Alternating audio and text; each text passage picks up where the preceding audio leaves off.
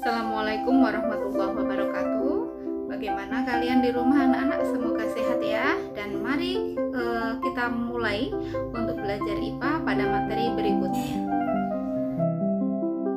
Pada pertemuan kali ini kita akan belajar mengenai pewarisan sifat. Pewarisan sifat.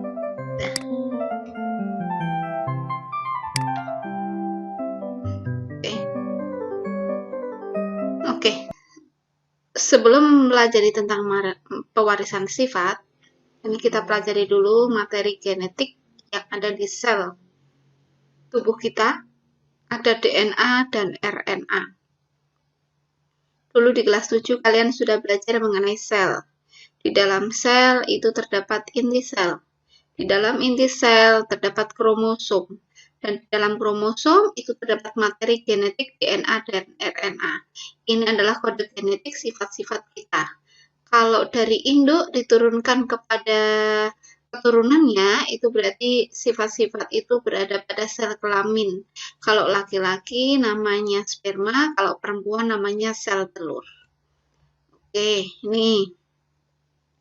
Jadi sel kromosom itu ada dua macam, ada kromosom tubuh dan ada kromosom kelamin. Kalau kromosom tubuh ini berarti di kulit, ya, di jaringan kulit. Ini misalkan di jaringan kulit, ini di sel, salah satu sel, ini ada kromosom. Nah, jumlah kromosom di dalam inti sel itu adalah 46 pada manusia. Dan ini bagian di kromosom itu terdapat DNA dan RNA, ya. Ini sifat-sifat, kode-kode sifat yang ada pada manusia. Kemudian struktur DNA dan RNA. Yang DNA dulu terdiri dari gula deoksiribosa dan basa nitrogen. Basa nitrogennya yaitu berupa adenin, timin, guanin, dan sitosin. Kemudian gugus fosfat untuk yang molekul penyusun RNA terdiri dari gula ribosa, basa nitrogen, adenin berikatan dengan urasil, guanin berikatan dengan sitosin. Ini nanti kamu pelajari lebih lanjut di SMA ya. Ini struktur DNA yang tadi di dalam kromosom, di dalam tubuh kita itu terdapat sifat-sifat atau kode genetik yang seperti ini ya, double helix. Ini juga. Nah, tadi sudah saya sebutkan, ada dua macam kromosom di dalam tubuh kita. Ada kromosom sel tubuh atau autosom, jumlahnya 46 atau 23 pasang. Jadi 23 pasang itu berarti 23 kali. Atau 23 kali 2 berarti 46. Laki-laki 22 AA plus XY. Kalau laki-laki berarti sel kelaminnya laki-laki X ya. Kalau perempuan 22 AA plus XX berarti ini perempuan. Kemudian pada sel tubuh itu bersifat diploid atau 2N. Yang selanjutnya adalah kromosom kelamin atau gonosom. Jumlahnya 23 atau separuh dari jumlah kromosom sel tubuh. Ini berarti kromosom sel kelamin itu adalah kalau laki-laki sperma, kalau perempuan berarti sel telur. Sel sperma dan sel telur itu jumlah kromosomnya masing-masing adalah 23 atau separuh dari kromosom tubuh kita. Laki-laki 22A plus X atau 22A plus Y. Sedangkan perempuan 22A plus X dan bersifat haploid. Ketika seorang laki-laki menikah dengan seorang perempuan, maka 23 kromosom laki-laki, 23 kromosom perempuan menjadi satu, nanti menjadi 46 kromosom. Kalau misalnya ketemunya X dengan X, berarti nanti anaknya menjadi perempuan, ini ya, menjadi perempuan. Tapi kalau ketemunya itu X dengan Y, berarti nanti anaknya menjadi laki-laki. Kemudian simbol dan istilah penurunan sifat. P ini nanti kita temui pada latihan-latihan soal tentang pewarisan sifat ya, persilangan. P ini berarti parental. G gamet atau sel kelamin atau sel telur dan sel sperma. F1 ini berarti filial 1 atau keturunan pertama. F2 itu filial kedua atau keturunan kedua.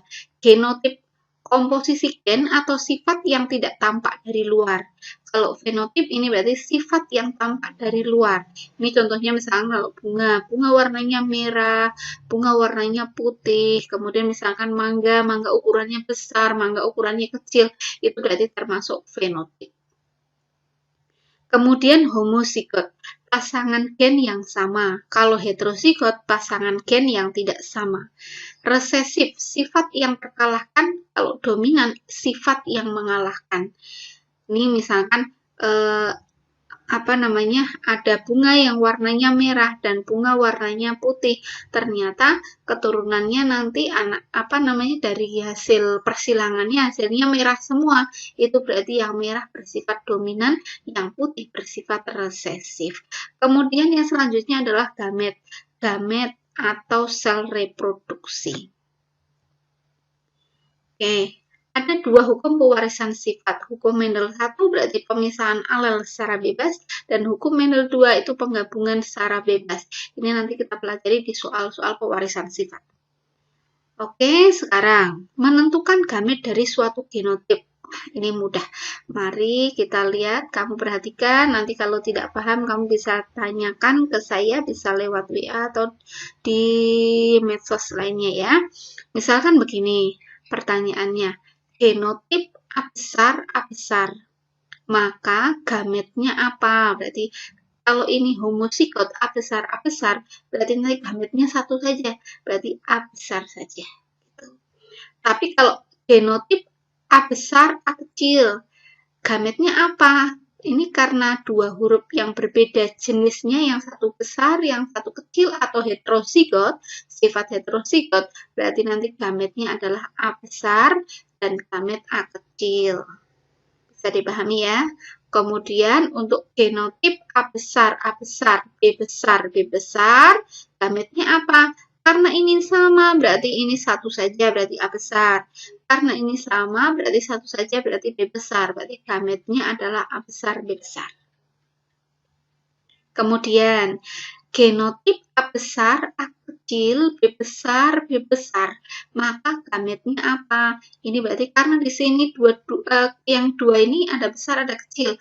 Berarti nanti gametnya adalah A besar, B besar, dan A kecil, B besar. Karena B besarnya sama. Berarti nanti A besar, B besar, dan A kecil, B besar. B besar, dan A kecil, B besar. Kemudian kalau ini bagaimana? Genotipnya A besar, A kecil, B besar, B kecil.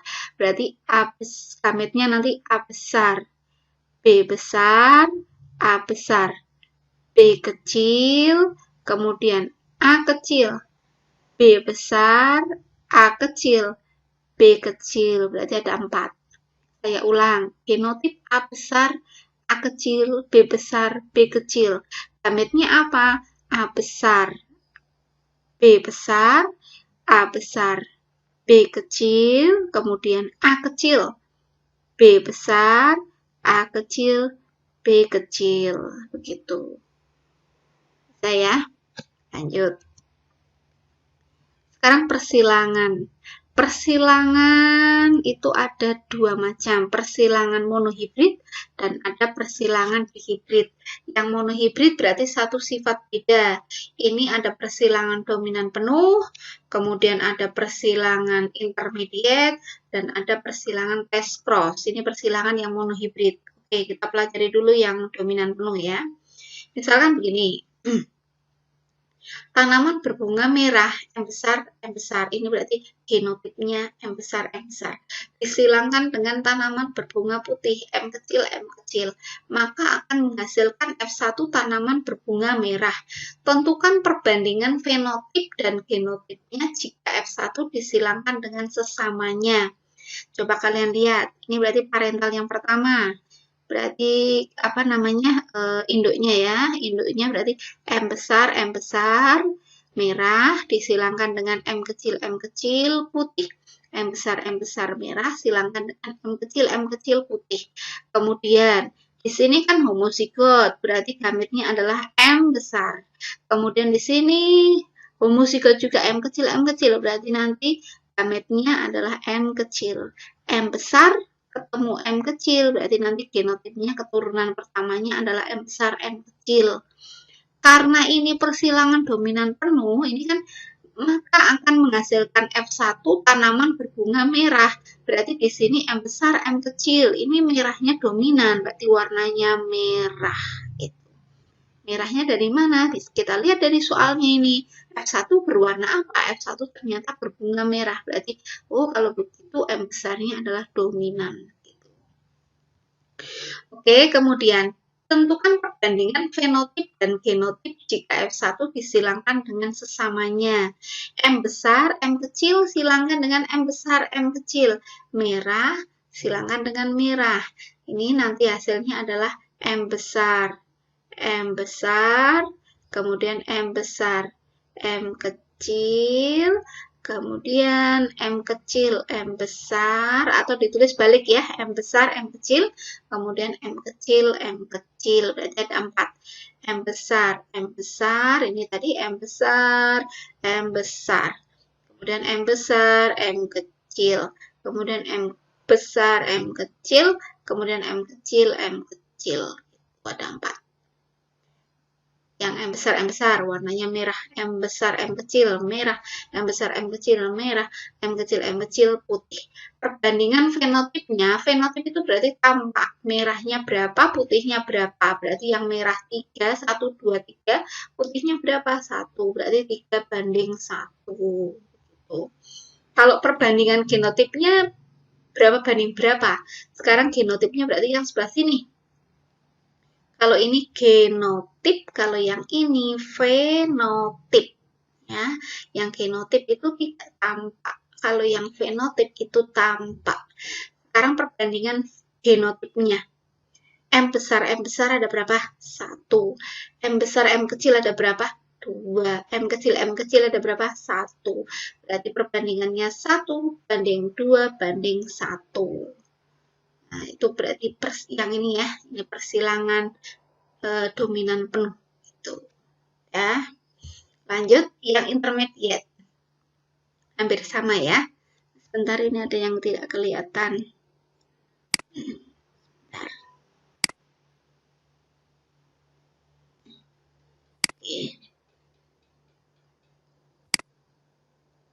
Oke, sekarang yang intermediate. Tanaman berbunga merah disilangkan dengan tanaman berbunga putih. Merah itu genotipnya M besar, M besar. Kemudian putih M kecil, maka akan menghasilkan F1 tanaman berbunga merah muda. Berbunga merah muda, ini berarti merah dengan putih gabungannya, berarti menjadi merah muda. Nah, merah muda ini berarti termasuk sifat intermediate. Apa itu sifat intermediate? Sifat baru yang berbeda dengan induknya. Induknya kan merah, kemudian sama putih. Ketika dikawinkan atau disilangkan, ternyata anaknya menjadi merah muda. Gini. Ini ya, lihat persilangannya. M besar silangkan dengan M kecil, merah, putih. Ini berarti gametnya adalah M besar. Sini M kecil, menjadi M besar, M kecil. Dan warnanya bukan merah, tapi merah muda. Bu, kenapa kok warnanya menjadi merah muda? Kita lihat di soalnya dulu. Kalau tadi di dominan penuh kan F1-nya warnanya merah. Kalau ini di soalnya disebutkan merah muda, ini berarti soal yang termasuk intermediate. Gitu. Oke, kemudian tentukan perbandingan fenotip dan genotipnya jika F1 disilangkan dengan sesamanya. Disilangkan dengan sesamanya. M besar, M kecil, silangkan dengan M besar, M kecil. Ini merah muda, silangkan dengan merah muda. Berarti nanti genotip yang terbentuk adalah M besar, M besar, kemudian M besar, M kecil, M besar, M kecil, M kecil, M kecil. Ya, saya ulang. M besar, M besar, M besar, M kecil, kemudian M besar, M kecil, kemudian M kecil, M kecil. Ada 4. Ini ya, seperti tadi caranya. Nah, ini merah. Kalau campuran ini berarti merah muda. Kalau M besar, M kecil berarti merah muda. Kalau M kecil berarti putih. Sekarang perbandingan fenotipnya berapa banding berapa banding berapa. Merahnya 1, merah mudanya 2, kemudian putihnya 1. Berarti perbandingannya adalah 1 banding 2 banding 1. Kalau perbandingan genotipnya, M besar 1, M besar M kecil 2, M kecil 1. Seperti itu. Jadi nanti kalau ada soal seperti ini, buatlah persilangan. Seperti ini soalnya misalkan ya, berarti nanti seperti ini jawabannya. Dipahami? Nanti kalau perlu ditanyakan, silahkan ditanyakan ke saya ya. Kemudian test cross. Test cross, persilangan F1 dengan induk resesif homozigot. Tanaman berbunga merah, M besar, disilangkan dengan tanaman berbunga putih, M kecil, maka akan menghasilkan F1 tanaman berbunga merah. Tentukan perbandingan fenotip dan genotipnya jika F1 disilangkan secara test cross. Oke, parentalnya, induknya adalah M besar, dan M kecil merah putih. Menghasilkan keturunan yang pertama adalah berbunga merah. Berarti di sini merah. Disilangkan secara test cross, berarti dengan induk resesif homozigot. Resesif berarti yang ditulis dengan huruf kecil. Ini ya. Ini resesif. Berarti M besar, M kecil, keturunan pertamanya ini disilangkan dengan homozigot resesif. Berarti M kecil.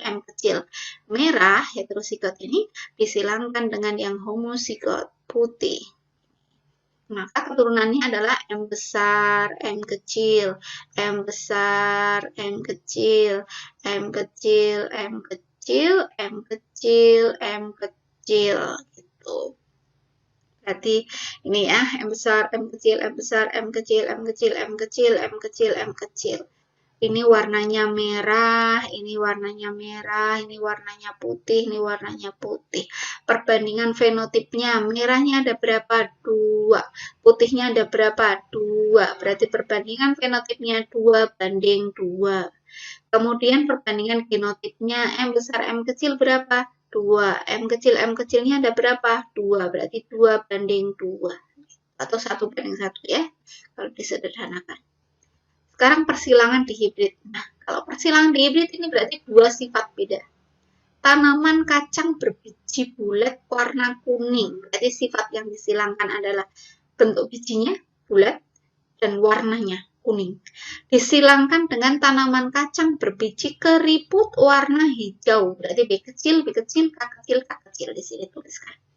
Apabila F1 menghasilkan tanaman kacang bulat warna kuning, seperti ini, tentukan perbandingan fenotipnya jika F1 disilangkan dengan sesamanya. Oke, ini berarti, ini soalnya yang tadi ya, sama parentalnya.